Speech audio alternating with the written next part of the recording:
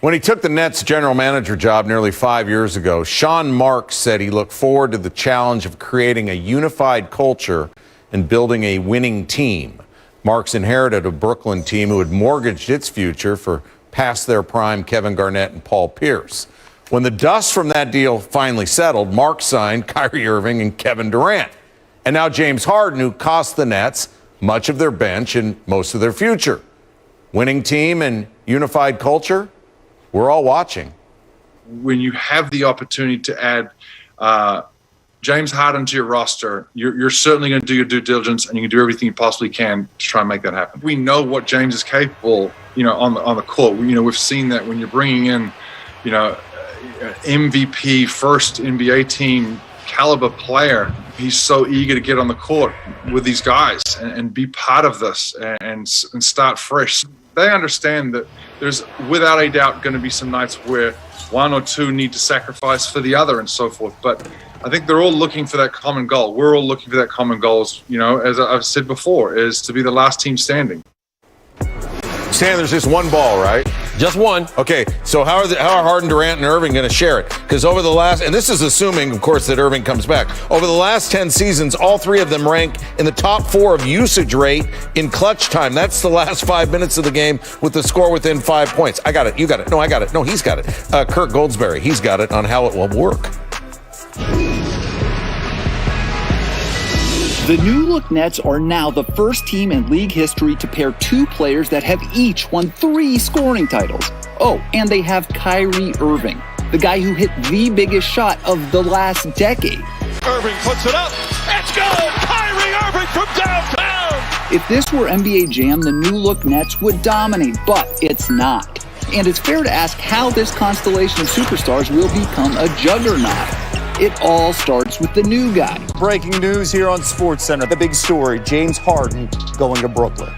James Harden is not only the league's 3-time defending scoring champ, he's also led the league in both time of possession and total dribbles during that period. Harden's game begins alone at the top of the arc, breaking down a defender, looking for a driving opportunity or a step back.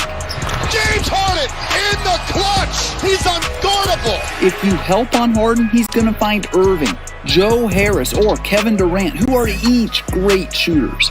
Over the past 5 seasons, Durant has the highest field goal percentage on catch-and-shoot jumpers at over 47%, according to Second Spectrum. Durant fires. Bang! The offense will be elite, but what about the defense? They say defense wins championships for a reason, folks. Every single NBA champion since the 2003 Spurs have ranked in the top 11 in defensive efficiency. The Nets currently rank 13th, but according to Second Spectrum, Brooklyn ranks last in contest rate this season, contesting 84% of shots. In total, the Nets have allowed 197 uncontested shots this season, by far the most in the NBA. The true ceiling for this super team will be defined by how they play on the less glamorous side of the court and how much their offense has to keep up. Is Brooklyn on the TV in your house? Without a doubt. The Nets have 5 games left on ESPN networks until the second half of the schedule is released, including the Warriors. Durant's got that circled February 13th. The Rockets, Harden's got that circled on March 3rd. Bo is now over. Well, the only thing is now we have we have more direction on what everyone needs to do even more at this point. That's all that is.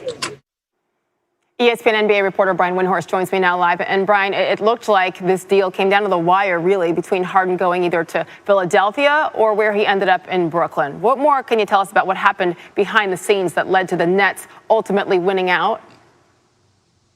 Yeah, Sage, this is a question that has been asked around the league for the last 24 hours, is if Ben Simmons was on the table, which all signs point to him actually being available in trade, an all-NBA player under 5-year contract, 22 years old, why would Houston not take the sure thing and instead go with the draft picks from Brooklyn? And the scar tissue that exists between the Rockets organization and Philadelphia President Daryl Morey is something that cannot be ignored here. And only Tillman Fertitta and Rafael Stone, the people who executed the trade in Houston, know that. But it is surprising that they would go that direction and against the unknown picks. The other thing, Sage, The two young players that Brooklyn gave up in this trade, Karis LeVert and Jared Allen, neither of them stayed in Houston. They were both rerouted elsewhere, which indicated this was a trade that saved money as well. Wow, incredible. A lot of people talking about that for very good reason. The key player heading to the Rockets now then in that 4-team deal is Victor Oladipo, who is eligible for free agency at the end of the season, this expiring contract. So what is his long-term outlook in Houston, Brian? Yeah, so he has made it clear to the Pacers that he is looking for big money in this offseason, hoping to have a big year. And if the Rockets are indeed watching their payroll, which their other moves imply, it's not out of the realm possibility. Other teams are expecting Victor Oladipo potentially to be available in trade again this year. A couple of teams to keep an eye out for. The Dallas Mavericks and the Miami Heat are two teams that were expected to pursue Oladipo in free agency. They couldn't maybe make a deal with the Pacers. Maybe now they can make a deal with the Rockets. Also keep an eye on PJ Tucker, a possibility to be traded. I don't think the Rockets are done shopping players to get off salary and also to get draft picks. And for Oladipo, one final note, I mean, as good of a player as he has proven to be, this is now his third team in just the last 5 seasons.